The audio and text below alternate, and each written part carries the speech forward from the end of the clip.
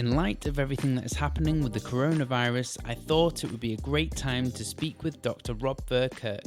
He's the founder, executive and scientific director of the Alliance for Natural Health International and is staying up to date with the latest science on the transmission, prevention and treatment of COVID-19. So, without further ado, Rob, welcome to the show. Ben, fantastic to be on the show again at a very strange time in our history. Thank you so much for coming on the show and to talk about a very pressing topic, the coronavirus. So I just want to start us off by saying that the coronavirus 2019 or COVID-19 is the disease caused by the severe acute respiratory syndrome coronavirus 2 or SARS-CoV-2, because this seems to get people confused all the time. Now, you've written about this extensively for ANHI. How do you feel the global response has been to the new virus thus far? Well, you know, I've opened up, as I do several times each day, the Johns Hopkins Coronavirus Resource Center to keep an eye on. It is one of the most accurate ways of plotting where we are in terms of either cumulative confirmed cases, but what's really interesting to me is the active cases. And the one thing I would say, if you go onto the website, onto the tracker, do not do what the media keep doing, which is dividing the total number of deaths into the total confirmed cases and assuming then you'll get a figure currently of about 4.5%, that you have a 4.5% risk of getting it, because it doesn't work like that. First of all, the total confirmed cases are really a mixture of lab confirmed cases and in other parts of the world, in some parts of the world, they are lab confirmed plus also doctor diagnosed cases, but obviously they do not include the probably very large numbers of cases that are either unknown or are asymptomatic. So that denominator, the big number that you divide the total number of deaths into, that would give us a true fatality rate, not a case fatality rate, but a total fatality rate, is now misleading, and obviously will be much lower than the 4.5% figure that you get by dividing those two numbers. And Neil Ferguson, Imperial College London, who's one of the key advisors, has been fairly consistent about a probable figure, given all the estimates, of more like somewhere between 0.1 and 0.5. That's probably a more realistic percentage. But it's certainly very, very concerning when you look at the rapid change in active cases in some parts of the world, and in particular in the United States of America. So, Donald Trump suggesting that by Easter he wants to have everyone back in business is probably something of a pipe dream, particularly given that now that we really understand much better the mechanism of viral entry into the human body via the respiratory epithelial cells using the ACE2 binding sites, so that the virus can then come in and then hijack the RNA replication machinery of the host, of the human host, and then start chunking out large numbers of viruses, only to increase the viral load and create a problem. Now, if our immune system can't get on top of that, because you essentially have overloaded it because too much virus has come in, then you're going to have much more severe respiratory disease. Now, we know that older people, we know that people with underlying conditions such as heart disease and type 2 diabetes, particularly people with metabolic syndrome, are going to be high ACE2 expressors. Yes, so and I want to come on to that in a second, but just to give people the wider picture, because a lot of people, I'm going to refer to a point that you've just made earlier, because a lot of people are really worried and they have a lot of anxiety about this, and some people have been comparing this virus as like a bad flu or just the flu, and others suggesting that it's much worse. And your point of how many people will get the coronavirus, but also the fatality rate, I think it's a really important point. We only know from the cases which have been diagnosed, because a lot of people that might have symptoms have just been told to wait and stay at home and isolate themselves, but they're not being considered in this kind of wider number that you were talking about. Correct. Which I imagine is going to be hugely significant, especially when we have the antibody tests to understand who's come into contact with the coronavirus in the first place.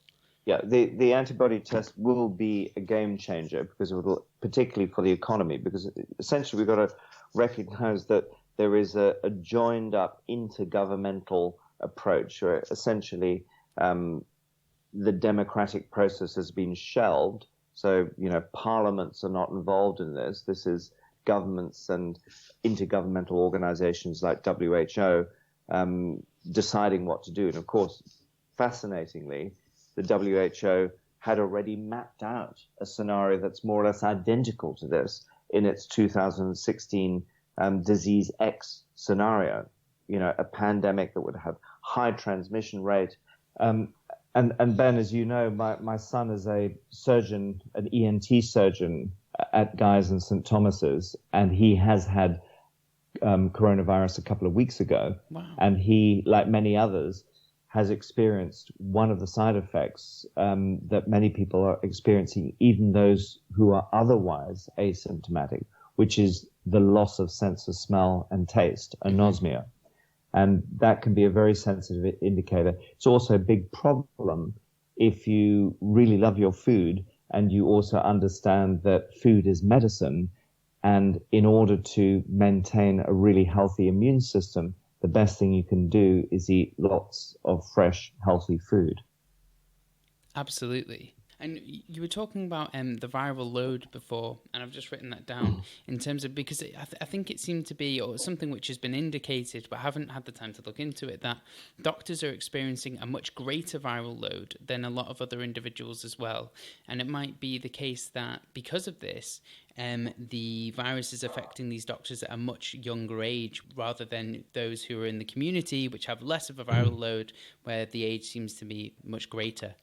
Correct. The bottom line is, when you look at the the biochemical and physical barriers of the body that are related to the initial part of the innate immune system, then the innate immune system itself, and then the big guns of the adaptive immune system, what we need to do in order to get on top of this virus is make sure either the viruses do not get a foothold at all, so they are basically they're unable to bind successfully at the on the cells that line the epidermal cells that line the airways, both in the nose and the mouth.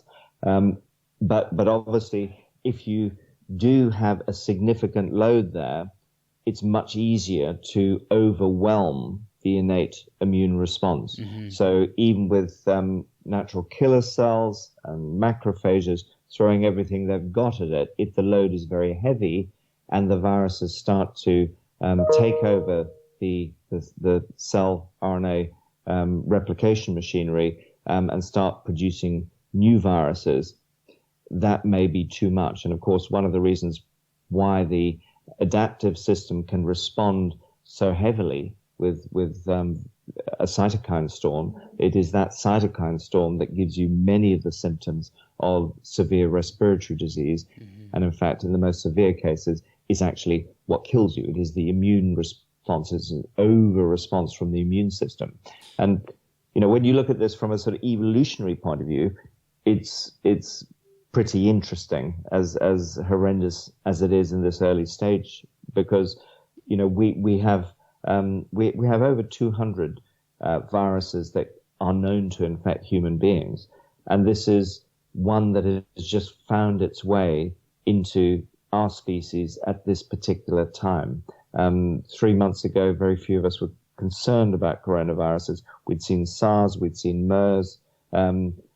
We have forgotten about the fact that 20% of all common colds are caused by a coronavirus. Mm-hmm. But what we have here is a new virus that has what we think is a fatality rate that's considerably lower than SARS or MERS.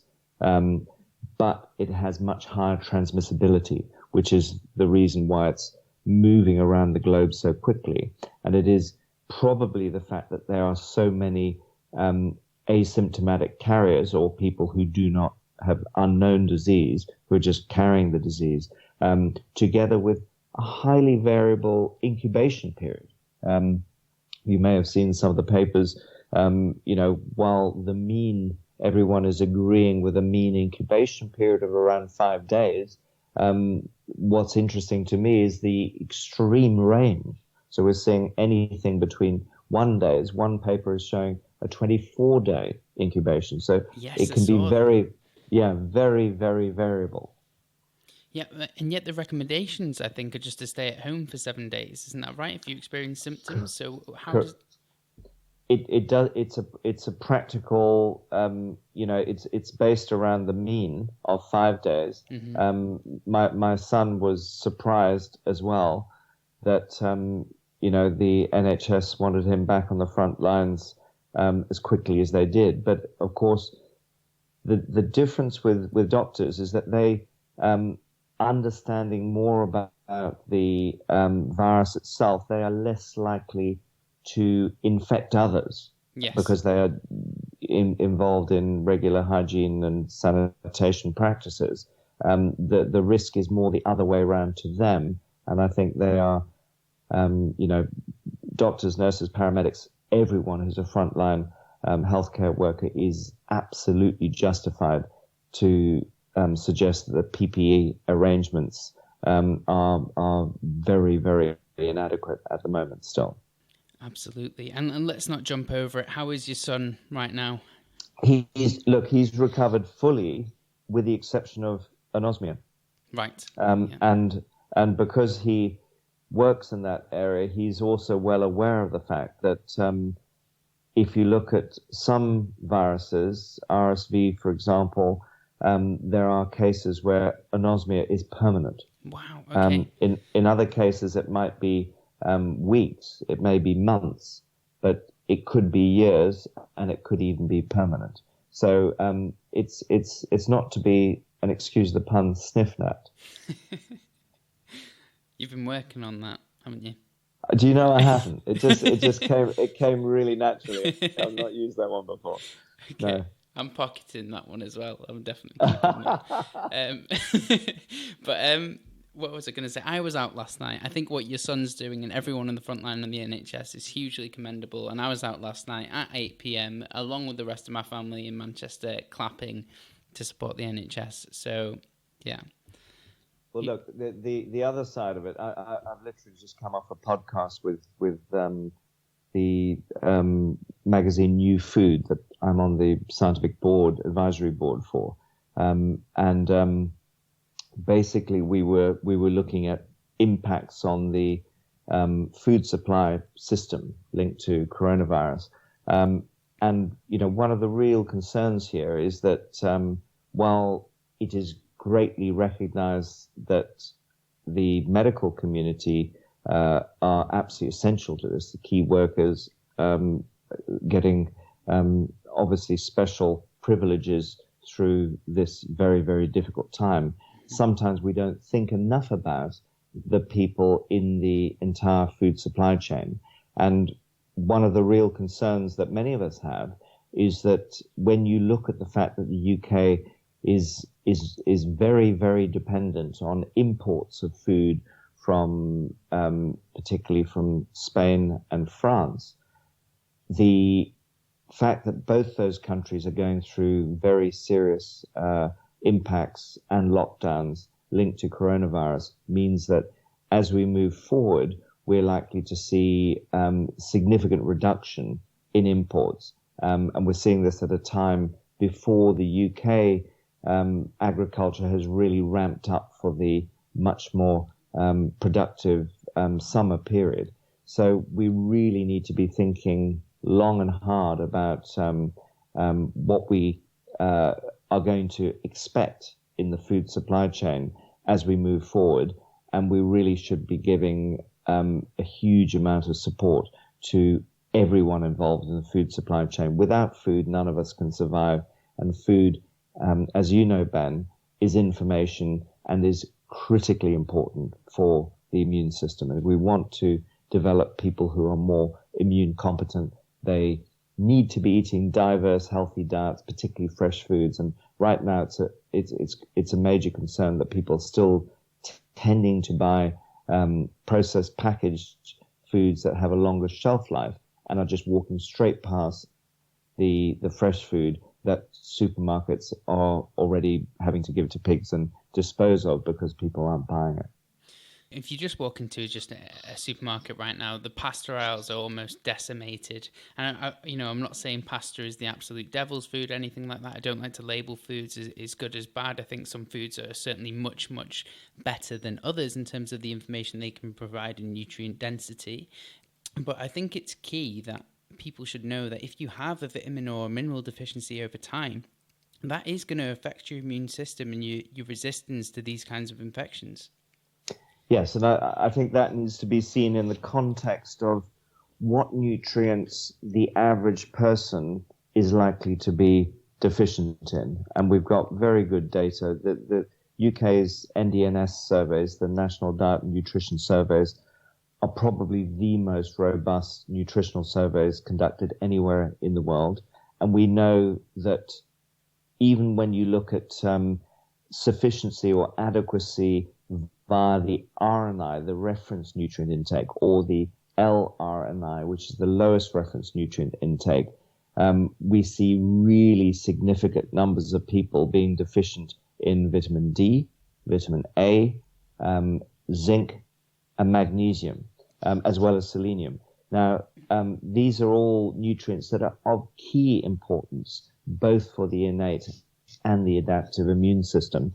And it's really important that people, either through diet or through supplements, actually correct those deficiencies. And when they start to eat less fresh foods, they're likely to become even more deficient. So there's a lot that people can do to help maintain the function of their immune system.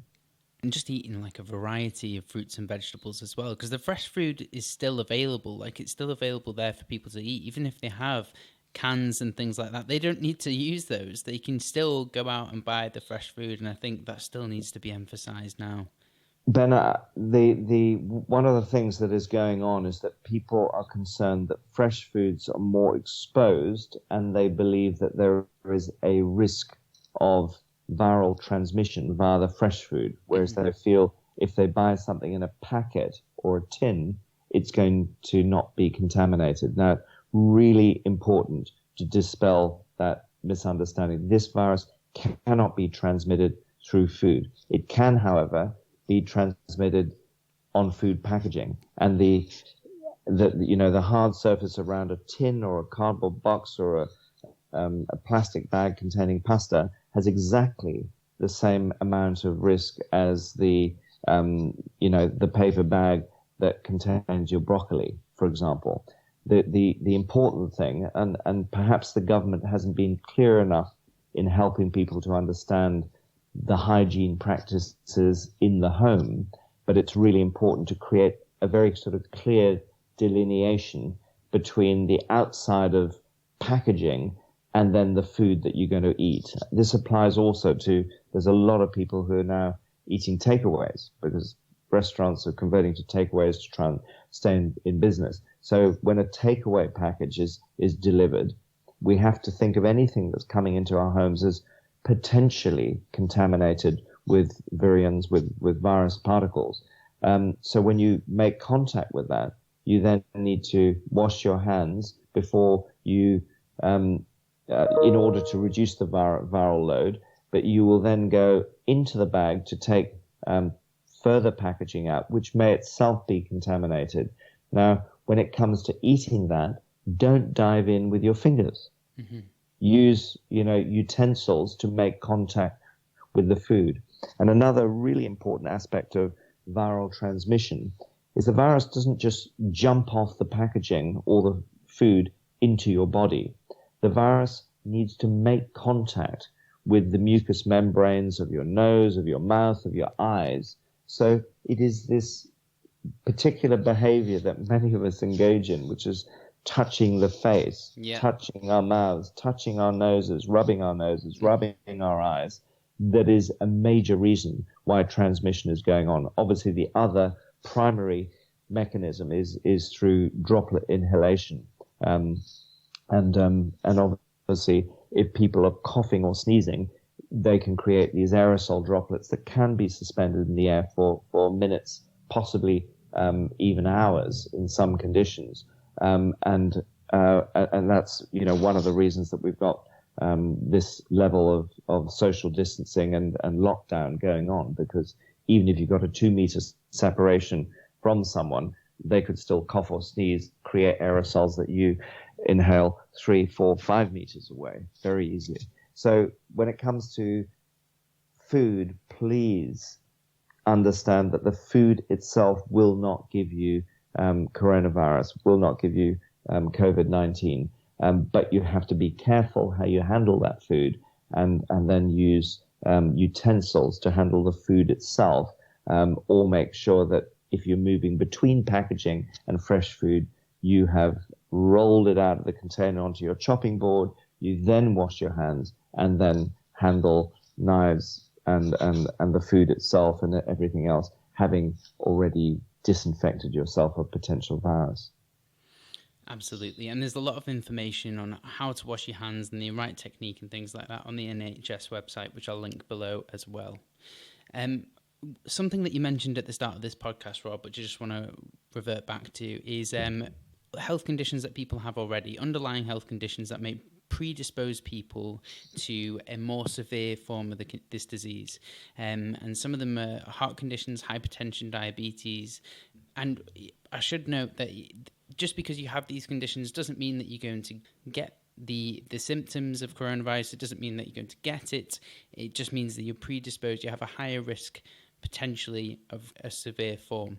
And I want to know from you, Rob, is there any real reason why these kind of conditions would put people at a greater risk?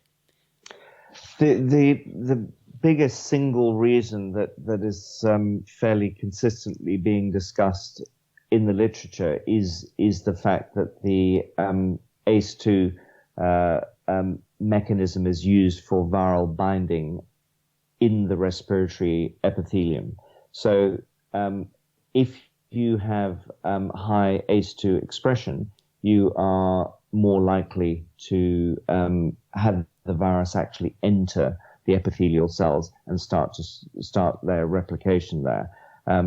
The very interesting thing about it as well is that if you have heart disease or hypertension or heart failure, you may well be on ACE inhibitors. So what we've seen also is a high frequency of people who have serious illness who are also on ACE inhibitors. Now, it's probable that is an interaction that is associated with both the drug and their condition.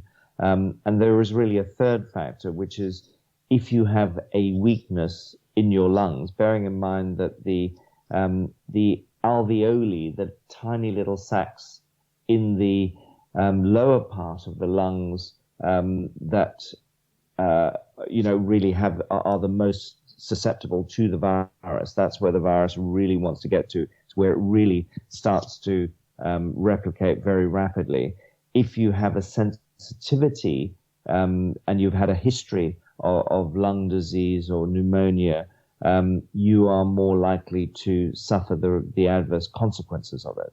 That's the part of the lungs that are most important for gas exchange between oxygen and carbon dioxide. So if you are unable to function properly in the alveoli, you are less likely to be able to remove fluid, and you can get fluid buildup, and it's that fluid buildup that is linked to lower respiration and eventually organ failure in the worst cases. So the really key thing is again trying to find ways that can either and ideally avoid exposure altogether, which is really what lockdown is all about, particularly for vulnerable people.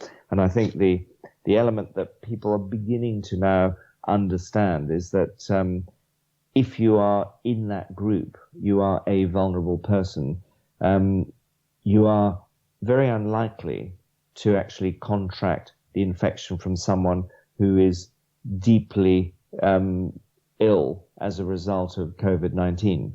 People who are very ill, have severe disease, are lying in bed or on their sofas. They're not running around giving COVID-19 to other people. So the primary risk is actually from people who are apparently healthy. And that's the tricky one to get your head around. Mm-hmm. But I think now that we're in lockdown, people are beginning to understand how it all works and why it is such a difficult illness, infectious disease to manage, except by such dire measures. Absolutely. I mean, I still find it baffling that the kind of the most infectious people are the ones without symptoms, and I think it is really hard for a lot of people to get their head around. And you mentioned ACE2 inhibitors just before, and just to be clear, that's hypertensive medications primarily. Now, is that something which doctors are taking into account because of the virus, or what's the current recommendations there? Doctors certainly are. Essentially, if you are older and you have hypertension, you're very likely to be on ACE inhibitors. And, as far as the medical community is concerned, those people have been very rapidly put in the at-risk group. It's more understanding what we now know as of 10 days ago from a series of publications is that it is not just the hypertension itself that is the problem. It is also aggravated by the pharmaceutical medicines that we use to treat that hypertension that aggravates the problem further. And no one is suggesting that people come off ACE inhibitors. What is being suggested is that those people are separated from other members of the community who may be at risk of infecting them. Right, that makes perfect sense in terms of countermeasures these people can take right now. And just to come on to another point is like the immune system and how can we kind of make sure that we have a robust enough immune system so if we do come into contact with this virus that we're in the best state in order to fight it. Well, this is where we have to look at the resources. There's a huge amount of research that has been done looking at respiratory viruses, pathogenic viruses that create respiratory disease. Many of them have different binding sites. Let's remember that viruses aren't whole organisms in their own right. They require the use of the replication machinery of their host to be able to divide and multiply. So they need to get into the cells first of all. And we've seen these protein spikes that occur. The shape of and form of the SARS-CoV-2 is now very familiar to everyone.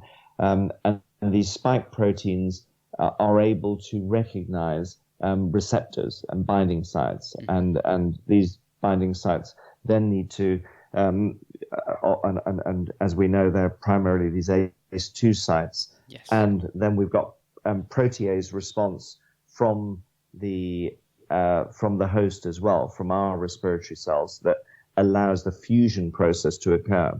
And once that fusion has occurred, there's a change actually in the respiratory epithelium, in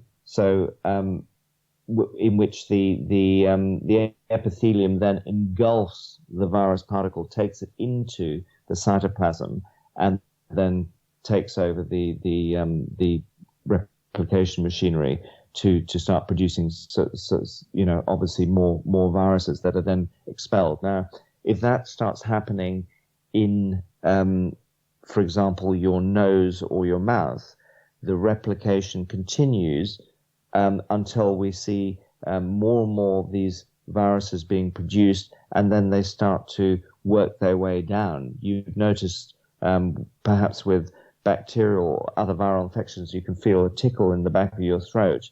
Yes. And you can feel it literally moving down your throat. This is precisely what happens with this coronavirus.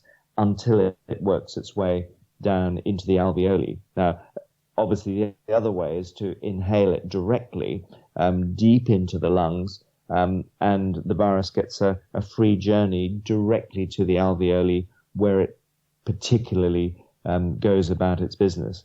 Now, the body doesn't take that lying down. The body has had eons to develop very sophisticated systems for dealing with pathogens. And from an evolutionary biology point of view, what is actually interesting is that this relationship that is so uncomfortable for us right now will probably be seen as beneficial years ahead. Both the virus will have benefited from the human host, and believe it or not, we will benefit in the long term once we've got through this rather messy early reception phase for the virus, when our antigen-antibody system is going into red alert, and we see an over-response of the cell-mediated adaptive side of our immune system.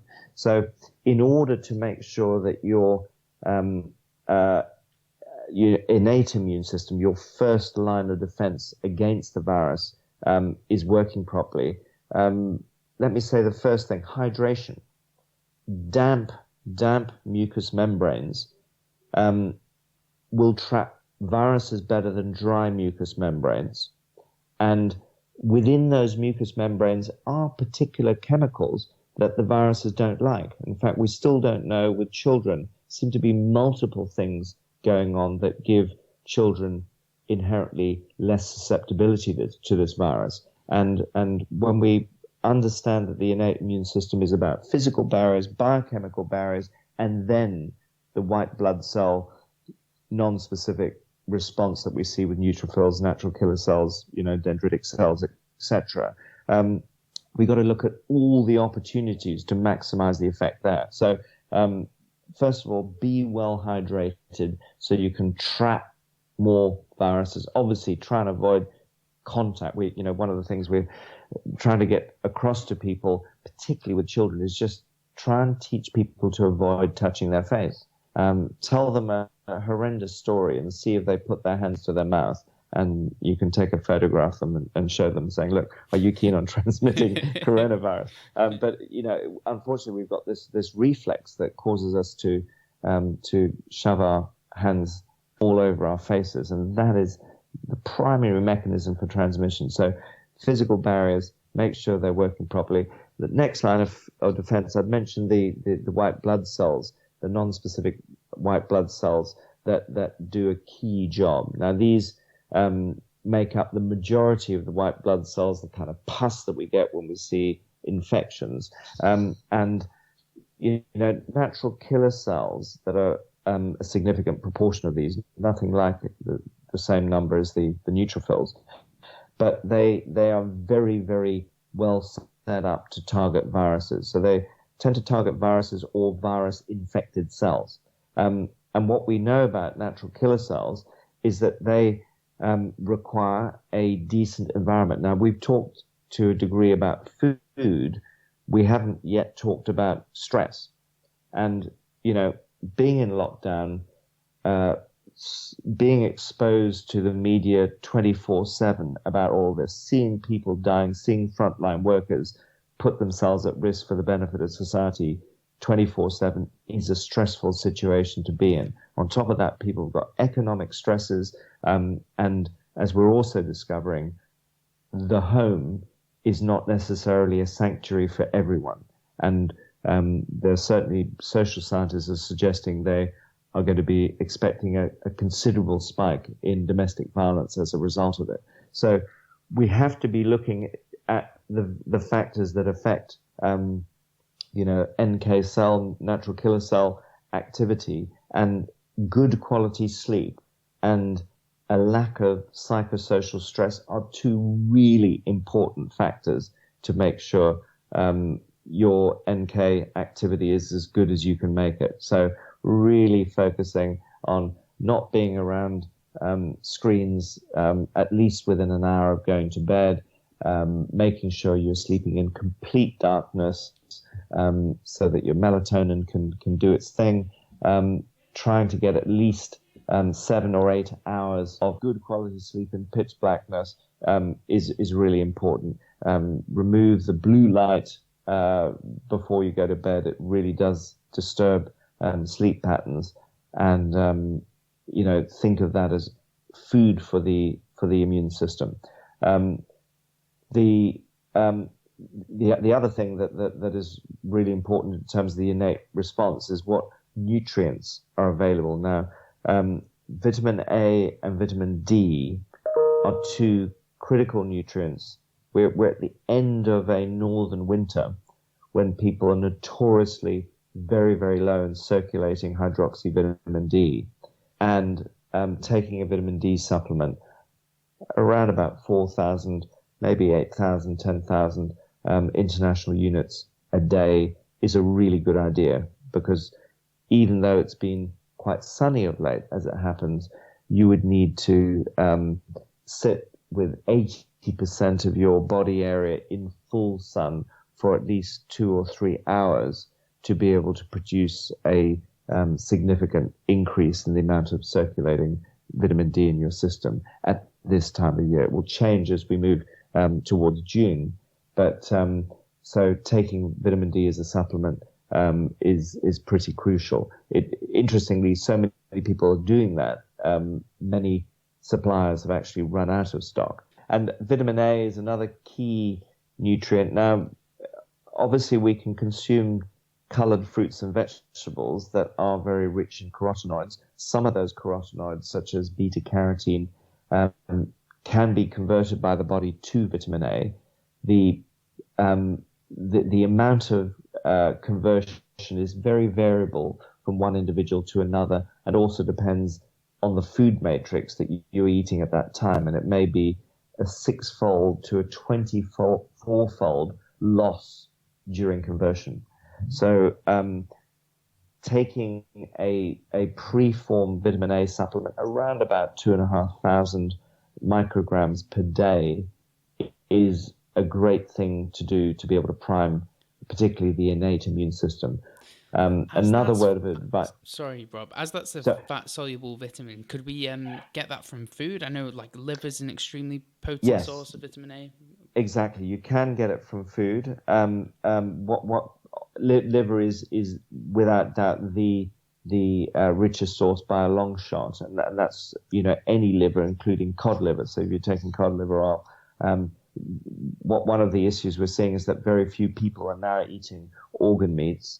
And obviously we have an unprecedented, there's that word again, an unprecedented number of vegans in our midst, and they obviously are not prepared to eat any animal products. So finding a way of getting preformed vitamin A into the body is pretty crucial. They are also interesting. Vitamin A and vitamin D are antagonistic, so it's ideal not to take them at the same time.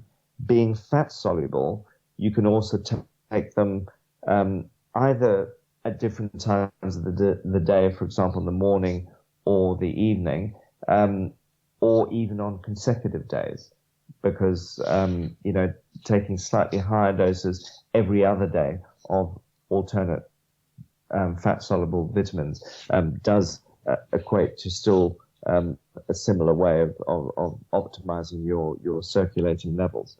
So those are two really important nutrients. When you look at at some of the other nutrients that we're very deficient in, if we're going to really look at key players, B complex vitamins, really important, B2, B6, B12, and folate. These are very much tied up in one carbon metabolism, building new cells. The immune system is really the one of the single biggest users of our cell making apparatus in the human body. So between that and our gut lining, we have a huge demand on new cells. If we become infected, that demand rises dramatically. So it's really good to have good status so that your body can ramp up production of white blood cells and T cells and B cells from the adaptive immune system as quickly as possible. Another couple of minerals, or if I can squeeze in 3 minerals that are really crucial because we're often low in them, are magnesium, that we require for better absorption and function of vitamin D, zinc. Let's really just crucial. stop on the magnesium one for a second, because there's so many different sources, and a lot of people have been complaining that I know that have read this information already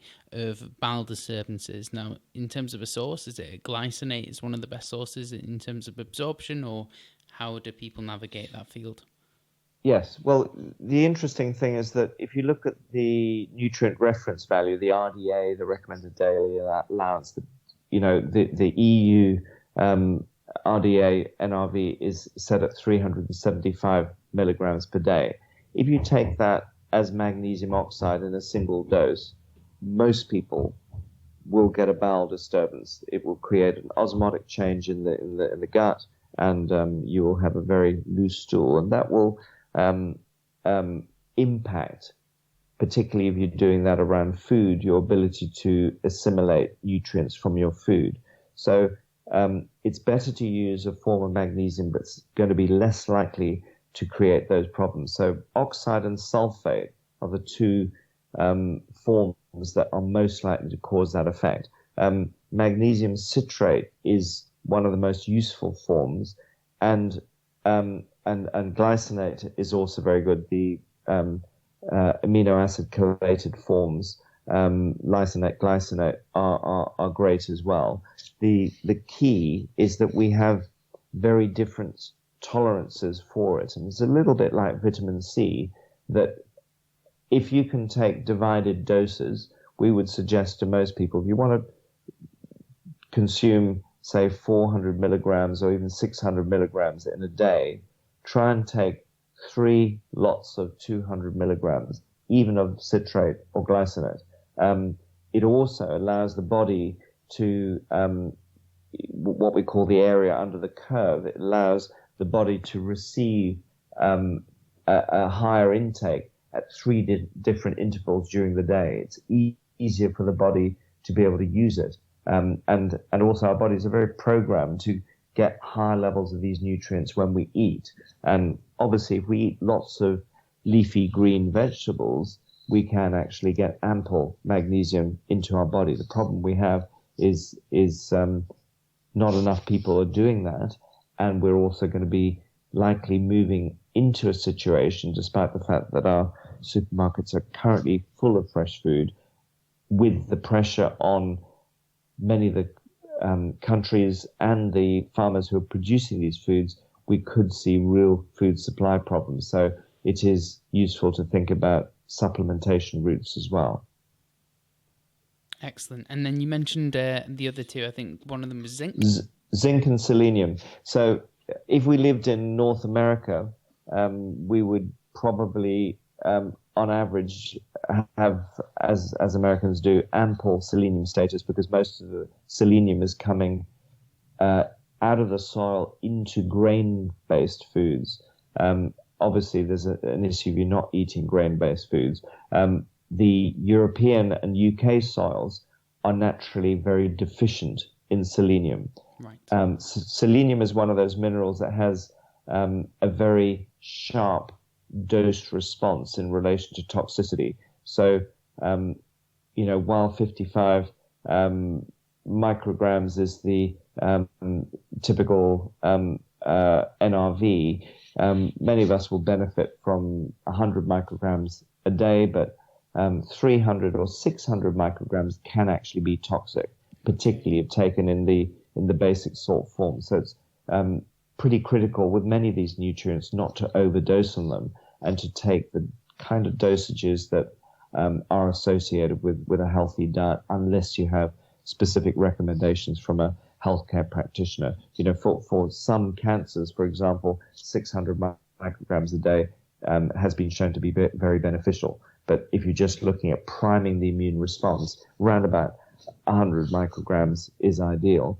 Now, you can consume, for selenium, you can consume Brazil nuts. A typical Brazil nut varies in its content, but maybe somewhere between 50 and 80 micrograms per Brazil nut. So you can actually take a handful of Brazil nuts every day. And ironically, and we still don't really fully understand why this is the case, there has never been a case of any toxicity associated with selenium from Brazil nuts, even though people must have been taking very large doses that are well above the threshold that we know creates toxicity when it's taken in supplemental form, such as sodium selenite or potassium selenite.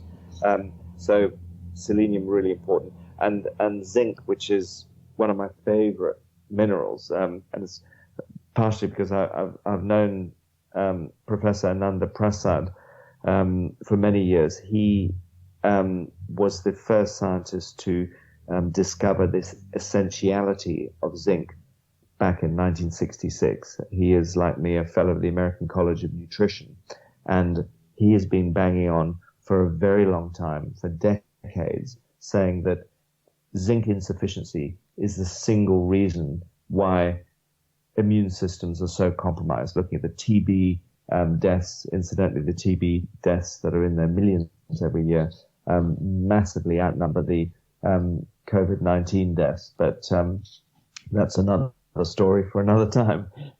But zinc is one of the fundamental problems that we have with zinc is the way in which we now consume it. So from an evolutionary point of view, we have consumed it. Around about 300 enzymes are dependent on zinc in our bodies, so it's a very, very important mineral. We used to get most of it from seafood and animal foods that were grass-raised, coming out of the soil, it's coming out of the ocean. We now largely farm our fish inland, and most of the zinc has been lost from our agricultural soils. So most of the zinc we're now consuming is actually coming from fortified foods, often in the form of fairly simple salts like zinc sulfate that's added to breakfast cereals, and even in some cases breakfast cereals that have a sort of multivitamin complex are very important sources, as is the one-a-day multivitamin that around about 40-50% of the population still consume. Mm-hmm. Now, when they consume those nutrients containing the zinc, they generally do it either because it's already in a cereal-based food, or they have their multivitamin and a bowl of cereal or a slice of toast with it, with their breakfast. And the problem is the phytic acid, the phytate in the food, complexes out the zinc. And when you start to measure circulating blood levels, you'll see that we have a major problem with insufficiency. So the UK NDNS surveys show we have a problem with zinc in significant proportions of the population just in terms of intake, but that is doubled, that the problem is doubled by the fact that on top of that, we're not getting good absorption because of the way in which we're eating our zinc. So the solution there is okay, you can eat ocean caught fish, line caught fish, sustainable sources, etc. You can go to, if you're lucky enough, there are probably, but usually we don't have the data, much less intensive farms that are, rearing grass-fed animals that probably are richer in zinc. Or you can take zinc in supplements. Now, if you're going to take them in supplements, don't take them in a multivitamin. Take them either as a lozenge. Zinc gluconate is a very soluble form of zinc that's available in lozenge form that you can suck. You get a lot of absorption also into the lymphatic system because you get a lot of sublingual delivery. And you can also take it as a liquid and take it between meals as a liquid, as drops, often in water or another beverage that you can have between meals. The absorption then will be very, very good. Okay, fantastic. There's a lot of information there. Other nutrients that without doubt are absolutely key to this, and fascinating thing is that there are clinical trials ongoing both in the US and in China, is vitamin C. So higher oral doses, and we've got to distinguish between the doses required for prevention versus the doses required for treatment. So for prevention, somewhere between 1 and 3 grams a day in divided doses of vitamin C is ideal. For treatment, and again, we would advise that this is guided by a nutrition practitioner or functional medicine practitioner. You may go considerably higher than that in divided doses short term. But what's particularly interesting for people who have very severe respiratory illness is the use of IVC, intravenous vitamin C, and we're seeing now the beginnings of short communications. Very interestingly, this crisis is such that many of the major journals have put aside the true peer review process. So we're able to, on a daily basis, read papers as they're being pretty much coming off the printing press. As the manuscripts get sent to the publisher, we can read them without any peer review, and it's giving crucial insights into what's working, what's not working, exactly how the virus works, etc. So yes, we're beginning to see some very interesting results. We also have a number of colleagues who are directly involved in these trials, and I should suffice as saying that if I had severe respiratory illness, I would want to go on high dose intravenous vitamin C. Absolutely key. There was the Shanghai Medical Association published a consensus paper on the comprehensive treatment of new coronavirus based on a study of 300 clinical patients developed by 30 experts, and the treatment involved high-dose vitamin C, even for light infection for the virus. And the dosage recommendations were around 50 to 100 milligrams per kilogram of body weight. Now, guaranteed this was under strict supervision, but even, and this is intravenous as well, but they even stretched to 200 milligrams per kilogram of body weight per day, and saw fantastic results. But that was extremely interesting, and it's just to see how this science is emerging very rapidly in light of this new coronavirus. Yeah, the fascinating thing about most viruses is that they are very, very sensitive to acid. So one of the interesting things about vitamin C, human beings, like our guinea pig friends, don't produce vitamin C, but we need to take it orally in our diet. And it is one of the safest forms of acid that we can put into our bodies. So interestingly, we get almost a double effect from very high doses of intravenous vitamin C. We get a straight antiviral effect as well as an immune support effect. So it's really targeting the virus from two different angles. Yeah.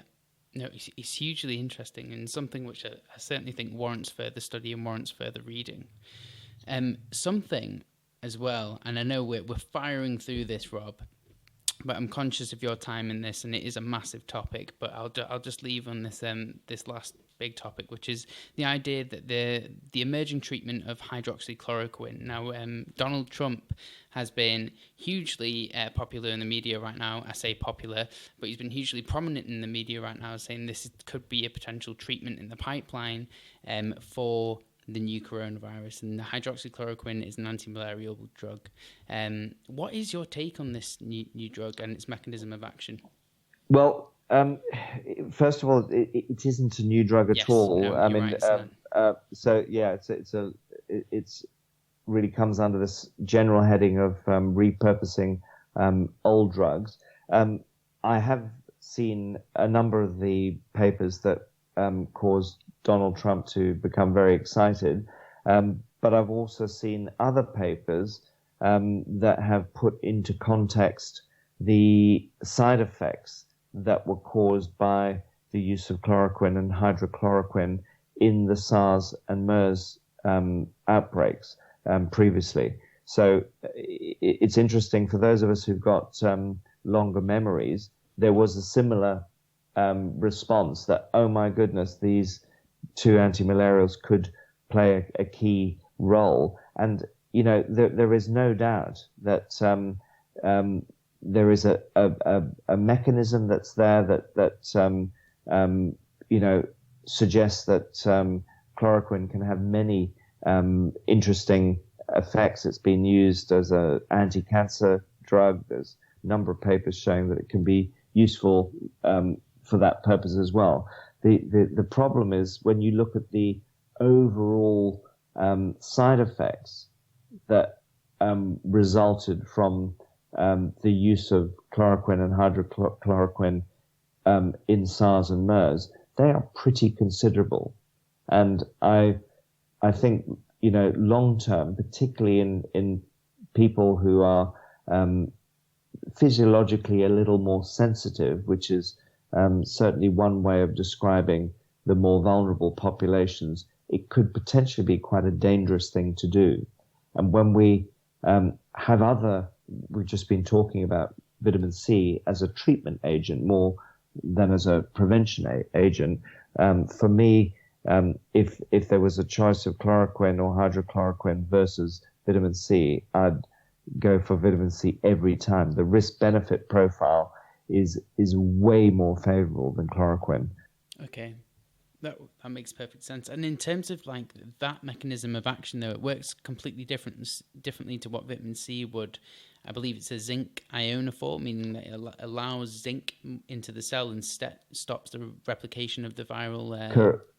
Correct. Yeah. It is exactly that. And there've been quite a few studies looking at zinc and copper are both really crucial for the immune system. And there's also been studies where there has been the use of zinc and copper as adjuvants to chloroquine that have shown positive results. Certainly in experimental models, limited clinical trials. I think that the problem is we don't have enough data on the use of these for example, a typical American patient and I'm pretty convinced that that's where we're going to see the primary burden of this disease in the coming weeks and months.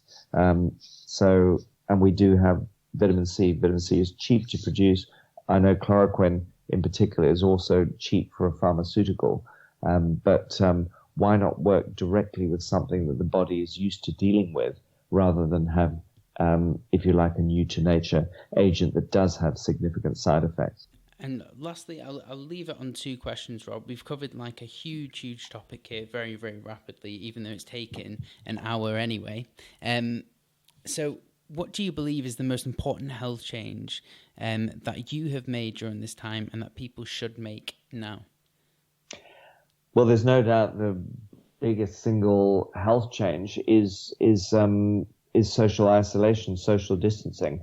It's a dramatic health change, and it's one that we have never, as a global society, enacted for the purposes of trying to extract a medical benefit in the knowledge that the social and economic consequences that in turn have potential very severe health and mental health impacts and social impacts. So it is a massive experiment. And, typically when you look at the licensing of a drug, there is a risk-benefit decision that regulators make. And that risk-benefit decision is made more complex by the fact that the currency of benefit and the currency of risk, whether you're looking at quality of life or lives saved, and then the risks in terms of side effects, the nature of those side effects, how it impacts productivity and quality of life. They're not the same, but you can kind of make judgments a little bit as if you were looking at a balance, a weighing machine. With this, it's like having a multi-dimensional weighing machine. You can put your finger up and get a gut feeling over it. But when you look at the fact that already the suggestions from most of the economic analysts are suggesting a 15 to 20% drop in GDP globally as a result of this. Those consequences could be absolutely huge. So yes, the social distancing is certainly the biggest thing that change that has occurred. I guess I could also say I've never washed my hands so long, so many times. I've never washed my hands so many times and for so long. Yes. And thank God I use friendly washing soaps, because just a little aside, most people never noticed when so-called soap got converted to detergent. Let's remember what soap is. Fatty acid and glycerol is your classic, soap. And of course, the stuff that comes out of most of these, pump action dispensers now is actually a detergent. And that detergent does strip oils from the skin in a way that soaps don't. And you can find that your skin becomes very, very dry. And we know from the history of MRSA and the use of alcohol as a disinfection agent that actually it increased the amount of MRSA transmission, because people's hands became so dry that the bacteria would be caught in the cracks in our hands. So we need to be careful about that and need to kind of look after our skins as well. And our hands are key players in this entire pandemic. Absolutely, especially because people are touching surfaces, whether they're at a grocery store, I say grocery store, supermarket, or things like that. So yeah, hugely, hugely important. And I can imagine it's not something which is on the forefront of people's minds. It's certainly not on mine. But I'm lucky. I think my hands are in pretty good nick. Great. You have youth on your side, you see. Yeah, and good soap. Yes, that's right. So, and last but not least, Rob, can you please provide the listeners with 3 tips, and I know you've provided many already, to help them improve their health and well-being from today? Let's look at sleep, as sleep is so critical here, and really, really focusing in. I mean, because people are so worried about this pandemic, they are glued to their devices, and please reduce the use of it. Just consider 2 or 3 times a day that you check out what the latest news is on it. Which next politician after our Prime Minister, who we all got the news today that he is now coronavirus positive. Yeah. But yes, try and limit your amount of exposure, because your sleep quality, your stress response. Remember that if you look at your autonomic nervous system, pushing yourself into sympathetic fight and flight mode is one of the worst things you can do for your immune system. So take a chill pill, that is about relaxing, and try and really see some of the positives. There's been amazing things that are happening in terms of people's cooperations and kindness and compassion. Think of the positive things that are happening. It's also a chance for us to reflect. I mean, let's recall that, in all of the concerns that Greta Thunberg and others put forward about the climate emergency, most people did very little. They signed a few petitions, and they carried on probably with a very, very little change to their overall carbon footprint. We now see a health emergency, and the world has almost stopped. It's an indication of the essential selfishness of our species. And my request to people is to perhaps use this time to reflect a little about what we're doing to this planet, understanding the role that we have. Viruses, I mean, there are some question marks exactly over how this virus came to be, but on the whole, the concept of a zoonotic virus jumping across into the human species is something that has happened many times before. We know the history is that we do adapt fairly quickly to it. Our immune system does get used to it and doesn't over-respond in the same way that it is now. So take time to reflect and we've heard many times different commentators saying the world will never be the same again, but let's maybe not see this from a negative context, but see it from a positive context and understand when we get back to normal living and normal work, that we do things differently, we do things better with more compassion and more understanding of our role and our interaction with nature around us, on which we're entirely dependent. Fantastic. I think that last point really resonated with me as well. I'm sure it's resonated with everyone else. Rob, it's been an absolute pleasure to have you on the show. Thank you so much for taking your time out of your extremely busy day to speak with me. Just before you go, can you please tell the listeners where they can find you and the exciting projects that you have coming up? Yeah, absolutely. So you can find us on Alliance for Natural Health International. Our website is ANH for Alliance for Natural Health, ANHinternational.org, ANHinternational.org. You can sign up for free weekly newsletters. You can go onto our website. Every week we put a pretty in-depth articles out to keep people informed.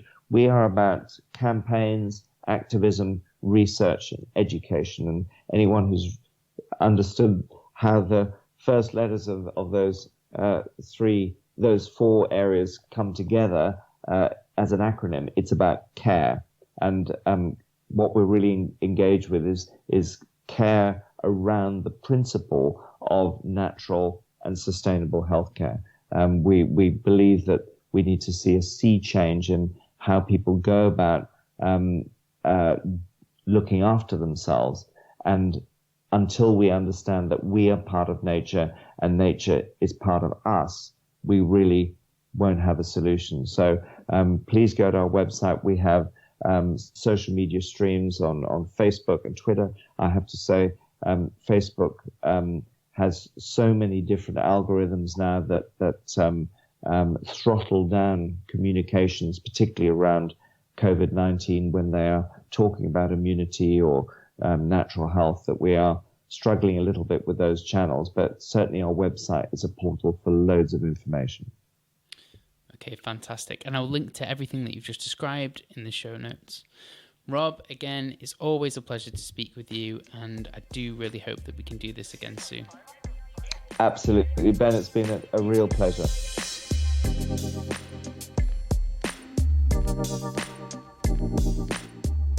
Thank you for listening to the Functional Health Podcast. You can find links to everything that we talked about today in the show notes. If you have a second, please consider leaving a 5-star rating on iTunes. It really does make a huge difference and helps get this valuable information out and reach more people. Don't forget to subscribe so you can stay up to date and know whenever I release a new episode. You can connect with us on Instagram, Facebook, or our website, and all questions are welcome. As always, thanks to Joss Aurelia for the editing and Alan Harper for his support.